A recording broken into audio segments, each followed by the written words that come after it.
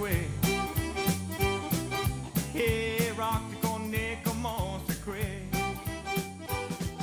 Hey, rock the dawn. Welcome to Upper Lafayette on the Move. I'm Jan Swift. I'm very, very honored to have as today's guest Monique Cole, DVM, which means Doctor of Veterinary Medicine and Executive Director of Bike Lafayette. Monique, Hi. thank you so much for joining us today. Thank you so much for having me. I asked Monique to join us because we met during the recent Plan Lafayette meetings. There was a meeting at the Light Center. We were talking about complete streets and just looking at that week, the reasons that we should have more pedestrian-friendly, bike-friendly streets. Right. And you were one of the speakers, and I Yeah. was so impressed with not only your story, but your passion now to help others stay safe on the streets. So I'd Sure. like to share your story. So Monique, if you would first, would you please give us your background and talk about what led you to this point in time? Absolutely. So I'm a local veterinarian, and back in October 2012, I was training for a triathlon. I was on my bicycle, and it was the biggest race in my life. It was going to be on my 35th birthday, and I was with a friend of mine, and we were just finishing our training ride when I was hit from behind by an unlicensed, uninsured, unregistered motor vehicle. So I was on my bicycle, he hit me from behind, and I broke his windshield and he broke my neck. Let's stop and think about that. You flew into the windshield. Right. You were hit fairly hard, I would take it. Yes. So you went Yep. through the windshield and... Right, and I don't remember it. It's the only time I've ever actually was on a helicopter even. That was airlifted out, but I don't remember it. So. Where did this happen? Where was This the happened in accident? Doosan, so it was on Fieldspan Road, which is a long, straight, it's a great road for bicycling. And people go fast on And that people road, go though. fast on there. Yeah. So, So what happened? You were practicing, you have a child, right? You were a Right. mother. right. And this happened. Well, How bad were the injuries? I mean, the only thing I broke was my neck, but it left me partially paralyzed. So 8 days later, I kind of came to in the hospital. Luckily, I was wearing my helmet. I do believe it's the Good. only thing that saved my personality. But because of the medication and all, I think it took a while for me to understand what was going on. And from there, I spent another 6 weeks in the hospital. So I was in the hospital a total of 2 months. Here in Lafayette? 2 weeks here in Lafayette, and then I moved to New Orleans. I was at Toro for 6 weeks. And then coming back, I was in a wheelchair for quite a few months, and a walker, and then a cane. So it took me a long time to be able to move around again, which luckily I can now. But during that time, a couple of things became really obvious to me. And one of them was the immense amount of support from the Cajun culture and the community here in Lafayette. I mean, people came out of the woodwork to help me, people I've never met before. That was really amazing for me. And another thing that came to light was that being in a wheelchair, it is really hard to get around. Lafayette on a wheelchair, and, Right. even walking or bicycling. So because I can't practice veterinary medicine full time right now because my surgery is limited just because of my hand strength, and it's getting back. But I wanted to find a way to give back to the community, and that's when Bike Lafayette picked me up. So they were already in existence. Right. Okay. Right, but they've been a grassroots organization. But Lafayette, being the fastest growing city in the nation, according to Forbes magazine, Bike Lafayette is growing very fast with them Okay. too. Good. So they hired me as the new executive director. Right. Yeah. So this was like 2.5 years ago. Right. So you were just now kind of, I mean, you're active. When I met you, I learned that you're also a realtor. So I want to get that Right. in. Where do you work on your own? Well, I work for Titan Real Estate, but I am the only real estate agent with that. And then these are all just ways I became a real estate agent. I'm now with the bicycle subcommittee with LCG. I'm on the Disability Awareness Committee. I have a volunteer, I'm a community media volunteer with the MPO. These are all just ways that I see that we can help keep our Right. community as the Right. city grows so fast. Right. I just want to focus before we move on because there's so much to talk about, but you were minding your own business, and accidents do happen, but bike accidents seem to happen more often than they should, but it took away your livelihood as a Right. single parent. And I know that that must have been as difficult, if not more difficult than the actual physical injuries, because it changes lives. when It was these things- devastating, for Right. sure. I mean, everything that I was proud of, I mean, being a veterinarian, and being a triathlete, and Yeah. it was all taken away. Right, right. So let's talk about what's going on with Bike Lafayette, because I've heard of trail. I was asking you, is this trail? And there's several bike groups, but yours focuses on policy. Correct. And so what is your mission with Bike Lafayette? So Bike Lafayette, and the reason I ended up going with Bike Lafayette is that we're a bicycle advocacy organization. And bicycle advocacy organizations historically have had the biggest impact on infrastructure change more than anything, more than governments and other policy makers and other community volunteers. And because of that, Bike Lafayette is uncomfortable just focusing on bicycles. So we are Bike Lafayette, and we do advocate for bicycles, but we feel like we need to advocate for all vulnerable road users, which includes pedestrians, disabled, and bicycles. And scooters and motorcycles, right. I'm Transit, sure. yeah. Right. Anything, right, anyone that's not a personalized motorized vehicle. And we do that through education, safety, and awareness. So we're involved with policy making, and we're involved with educating drivers and bicyclists both on what the correct rules of the roads are.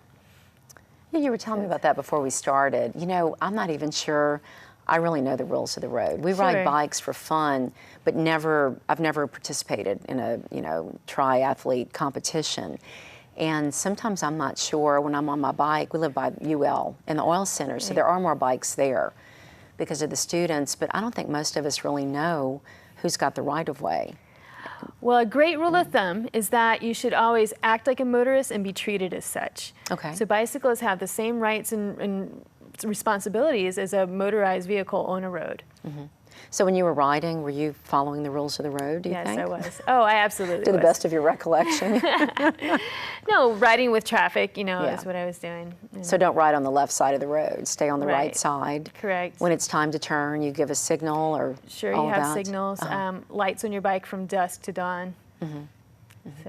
So what's going on with Bike Lafayette? I mean, you were a part of the Plan Lafayette Week. Sure. And you spoke, but you want to go over some of the things that y'all are working on, currently with, I guess there's some rules being looked at, or just trying to fit in with Plan Lafayette? So the one thing that we'd like to advocate, since we're advocating for all vulnerable road users, one of the things that we found is the complete streets policy. So Johnson Street, I hate Johnson Street, but it kind of is indicative of the old way that streets used to be built, which was to get as many cars as fast as possible from point A to point B.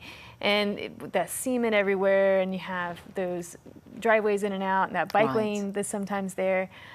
But there's a newer way of building streets that has been found to be better inside of cities, which is called complete streets. And what that means is that you take all anticipated users into account, which includes the pedestrians, bicyclists, transit, disabled, everyone, when you're talking about any street, whether you're retrofitting an old one or building new ones. So that's something that we're really shooting for, is to have safer bicycle and pedestrian lanes everywhere in the city. Right. So a street like Johnston is so, it's scary, with that middle lane, and then you've got both sides of traffic. And the bike lanes are so narrow. And like you said, it was built way back before people were really planning ahead. But it's very dangerous to be on your bike anywhere, much less Johnson Street. Sure. So are y'all advocating to have that type of street retrofitted, or is it just an That's awareness? what I advocate for sure. So Johnson Street could be, I personally think they could put a boulevard in it or take out the middle lane. In the middle? Right. Just to limit the amount of turning in and out. I mean, that's where the accidents happen, is all the turning that happens. But Right. Any of that. So Johnson Street could be considered a complete street if you think about it, because they're taking, bicycles and pedestrians into consideration. And it is important to have a bicycle lane on Johnson Street, but there's ways to be safer, I think, and we really need to take that when we're talking about any streets. Right. I know it costs so much to not only look at the But telephone sometimes it poles and does. all that, but not always. But not always. I mean, just restriping sometimes it's a big thing. Sort of like what they did at UL campus? Sure, like they did at UL campus. St. Landry, Bertrand is going to be restriped to have a bicycle lane. Yeah, that's going to be nice. I know, it's very exciting. When they did that, what did they call that? Gosh, I'm having a senior moment here. In May, there was a block. Better Block. Better Block. on Bertrand, and we were traveling that day. It was a Saturday at the end of May, and my husband said, how could that ever be, safe for bikers because it's got too much traffic? And I said, that's why they're doing this, so you can visualize what it would be like to slow down and have less, fewer cars driving, but have people coexisting, because that's really where our students are. I mean, right there by the Cajun Dome and all those apartments and all. But so are y'all advocating for this at the state level too, or just right now starting with Lafayette? Right, so we are starting with Lafayette, but it's really kind of cutting edge news now that I'm also the head of the state wide policy organization. So Lafayette is leading the state right now as far as having a policy organization that way. So you're with Bike Lafayette, executive director. I'm executive director of Bike Lafayette, correct, but I'm also the chair of the statewide policy organization. Okay. What do you find, like what are most people, most of the elected officials, is this something that's on everybody's sphere of awareness? Absolutely. Everybody's on board right now because since we are the fastest growing city in the nation, the city planners know you cannot build yourself out of a traffic jam. The more streets you put in, the more cars you're going to have. You have to learn to use your roadways more efficiently. So that's why bicycle and pedestrian is so imperative right now. And it's such a good, fertile time to advocate for that. Right. I had mentioned to you that I served on this statewide task force that was looking at having safer streets, and I was doing this back in 2008 and beyond. But one of the things that I've enjoyed learning was other places around the country and the world that have actually taken out the lanes that they have, like downtown Honolulu used to have streets right on the beach, and they took them out. And I know Paris redid their downtown where people could just walk in the middle of the streets and nap, and it didn't hurt commerce at all. It actually made things safer and more usable for walkers. Absolutely. So, for example, Portland, Oregon had the foresight of making it a walkable city. Us as Americans, on an average, we spend twice as much on transportation now than we did back in the 1970s. So about 20% of our paycheck now goes towards transportation. But Portland had the foresight and made their city walkable, which means that you can bicycle it or walk it as easily as traveling it.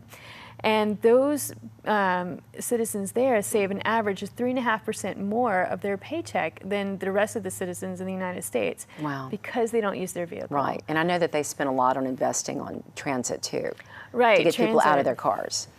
And Lafayette's really pushing a lot for transit now too, which is wonderful. Wouldn't that be awesome? I'm so excited to travel down Johnston and not have to be in your own car. But it's counterintuitive when you think about it. You think, we have more people, we should have more cars, and it would be better. But it's actually counterintuitive if you really think about it. We do need to use our streets more efficiently, and that is what's going to save our culture, so that not everything looks like Johnston Street, and save our money, so that we don't have to spend it on gas and cars that eventually leaves the area anyway. The money. Right. So. Whenever I see people, I mean, I've got a regular sized car, but when I see people just by themselves in a big, it looks like a moving van to me, but a big SUV, I wonder, they could have had more people with them, but we just don't plan ahead. I think a lot of it is planning ahead and getting our mindset to think about, do I really need to be out driving every day, all day? Right. Do I need that car every day? And it's tough. It is. It's a different way of thinking, but we are in such a great position again. Now the NPO is putting out this new way of thinking about carpooling and so forth. They have some stuff they're going to come out with that shortly. And just changing the way the city kind of thinks about it, just kind of getting better with the times. Right. So do you really think this Plan Lafayette is going to sink down to us, like regular people that aren't maybe watching this show or involved with some of the planning efforts? I really hope so. I think it's such a cool thing. I don't know any other city that opens their doors to the public to come in and say what they want. And we have such a strong culture here that we need to preserve it. Right. And that'll be the way to do it, for sure. I may be putting you on the spot. This question just popped in my head, but if I did, forgive me. It seems like transit is more planned in the northern states and the western states for whatever reason. I guess New York, there's so many people, there's no room for cars. Portland, Oregon, I think they took it on themselves to do this. Right. But in the South, are we just different? Are we more drivers? And are there any other southern states maybe that are taking steps to to have mass transit or to promote this for their people? Sure. And no, the South does have, they're a little more hesitant. Nobody understands why transit would be such a cool thing. You know, when I think of transit, I think about the poor connectivity we have right now and, you know, a stinky bus. Yeah. But they're really making strides here to change that, where there's going to be free Wi-Fi on all the buses now. And the parking too, or when the bus shelters are lacking here. So as soon as we get that in place. Right. And there's a move for that, right? To adopt bus stops or something. Because when I drive by and see people on the side of the road in the rain, it's heartbreaking. I know. And they're typically not people that have higher end jobs. I mean, there are people that we depend on that have admirable work, but they need a bus to get around, and it's just really heartbreaking to see that. Right, the people that need to use it. But again, we're in such a great city that's seeing that and has the foresight to start building that now. Yeah. You think you ever would have gotten into this if you hadn't had your accident? I don't think so. I don't think I would have, because I didn't understand. I didn't realize what was out there. I was, I drive an old pickup truck. You do? I do. I love it. So I had no idea what kind of transition it would take to have all this bicycling and walking. But I see now how it's really going to help our city. Right. And I really love it. It really, I love city planning. I love being able to work with the community in a different way than I did as a veterinarian. Yeah, you really are going to you're going to impact so many people. And we were talking to Monique about mutual friends that we have that have lost their lives in biking accidents. And I know you were telling me one of our board members, Donna Landry, her sister, Roxanne Richard, is that right, was killed exactly a year before your accident. Right, and I get chills just thinking about it. I mean, she was just beloved. She was, and we were in such similar situations where we were both riding with friends of ours. We were both athletes. We were both hit. Yeah, hit from behind by an unlicensed driver. And it was exactly, she was October 11th, 2011, and I was October 11th, 2012. Right. So every year at Bike Lafayette, we have a memorial ride for her. So this year it's on May 2nd. And you can find out information and register by going to bikelafayette.org. Are you able to ride? Not really. Not yet. No, I can a little bit, but just because my muscles take forever to build back up. And when you lose, when you have a spinal cord injury like I did, you lose all the innervation to your muscles. And so I went from being a triathlete to not being able to tie my shoes and not being able to feed myself. And just building all those muscles back up takes years. And I'm only a couple years out. So I'd probably be able to ride again in another year, I'm thinking. Is that the prognosis that every month, I guess, you get a little bit Nobody stronger? knows. So I say yes. For me, I'm not going to listen to what anybody tells me. You shouldn't, because it's really your body and your Right, and nobody knew if I'd be able to walk again. I can do that, so. Now your son, you have a second grade son. Does he like to bike ride? He does. He's into everything, but he likes to BMX race his bike. He also is 35th in the nation in his age group in triathlons. What? Yeah. He's a cute little kid. He's bet. Great. Yeah, we've got to get in a plug. I know he's out at the Academy. He is at the Academy of Sacred Heart. Yeah, they're Upper Lafayette supporters, and I just think that's adorable. Is he 7 or 8? He's 8. And his school has been my biggest fan. When I came home, they had written this big thank you thing that we hung on the wall. Was he in pre-K or kindergarten then? He was in kindergarten then. Yeah. And I was in the hospital for 2 months. And when he first saw me, he's like, "Mom, you look like a zombie." Like, he was really scared. Thank you. I know, right? But afterwards, he really got in, he's been the one that's handled this the best. And really, a lot of it had to do with the school and their support. So that was really great. Let's talk about Bike Lafayette. I see we've got about 5 minutes left. Okay. For people that want to get involved, is this a membership organization? Do you solicit funds for your cause? How do people get involved with Bike Lafayette? Sure, yeah. Bikelafayette.org, and you become a member there. And that's such a great thing to do, because we do need the financial support. We need a whole staff to kind of keep up with what we're doing. And we only have the money right now to pay one part-time employee, me. Yeah. So, but just to be able to fund safe cycling in Acadiana, I think is a huge thing. Also, we will keep you in touch with events that are happening, like the Ride for Rocks that's coming up, and other bicycling events in the area.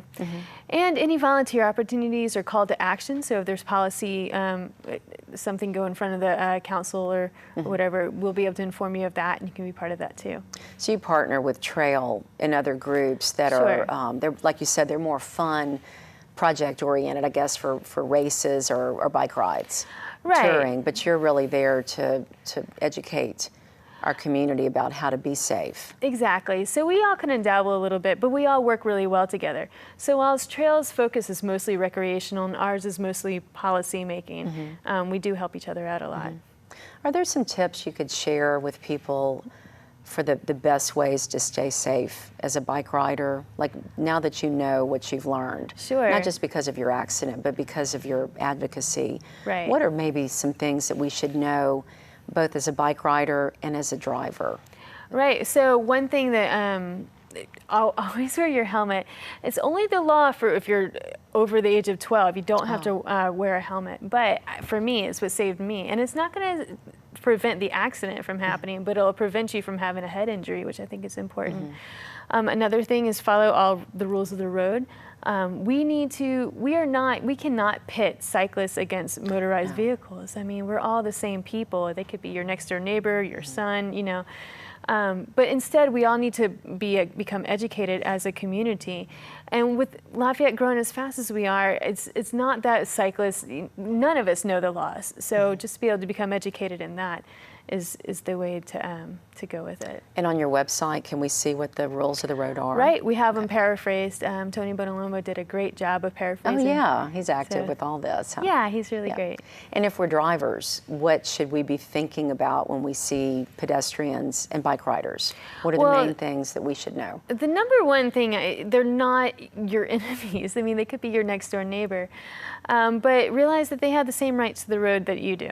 So that's the biggest thing. The other day I was walking at Girard Park, but by where I live, and you know there's a duck crossing, and I had to laugh because you know these ducks waddle across the street, and not that, I mean, they're pedestrians too, you know, but this woman was driving around the park and she couldn't go because the ducks were taking up the road, and so she starts honking at the ducks, and I Because it's gonna make them thought, go like, that's really gonna make them go faster. And they just looked at her like, That's so cute. but I thought she wasn't even thinking, like, and it'd be the same thing as honking at a child. It would probably make them fall off their bike. It would Right. scare them, or an adult, you That's know. a good point, for sure. Yeah, but it just made me realize, that's before I had met you, but I just thought we all need to be more aware and only just stop thing- and slow down. For sure. The only thing that has been shown to reduce the number of bicycling motorized crashes in an area are more bicyclists, which really points to that awareness is key. I mean, Right. being aware that they're there is the number one thing that's going to help. Right. What do they call that? It's like they'll get together downtown and they have like I don't know if they're still doing it, but they'd get like dozens of bike riders together just to let Right. people see, here we are. And we have rights on the road too. So I've got some friends that bike just for fun. I don't think they were competitive like you are, but anyway. I did love it. I know. Was there anything else, like anything that we didn't talk about that you might want to get in? No, to contact me directly, you Yes. can go to my first and last name, moniquekoll.blogspot.com, just about the real estate or public speaking or any bicycle questions. You will go speak to groups. Yeah, absolutely. I've spoken to the UL softball team. I've spoken at the Superdome last year. Oh. So quite a few. Wow, and it seems like, particular our schools, in the schools, the kids need to hear about bike safety. Right, and now we also have in the area League of American Bicyclists certified instructors that will go speak to schools, which I can definitely hook kids up to. I think that's so important. Yeah. Well, Monique, I want to thank you. Today's guest has been Monique Cole, Doctor of Veterinary Medicine, and also Bike Lafayette Executive Director. And I can't think of a more beautiful spokesperson for all of us, Monique, for safety, and I've been honored to get to know you. So I want to thank you for taking time today. Thank you And so thank you for much. joining us. And I also want to thank you for joining us. On behalf of Upper Lafayette Economic Development Foundation, I'm Jan Swift with another episode of Upper Lafayette on the Move.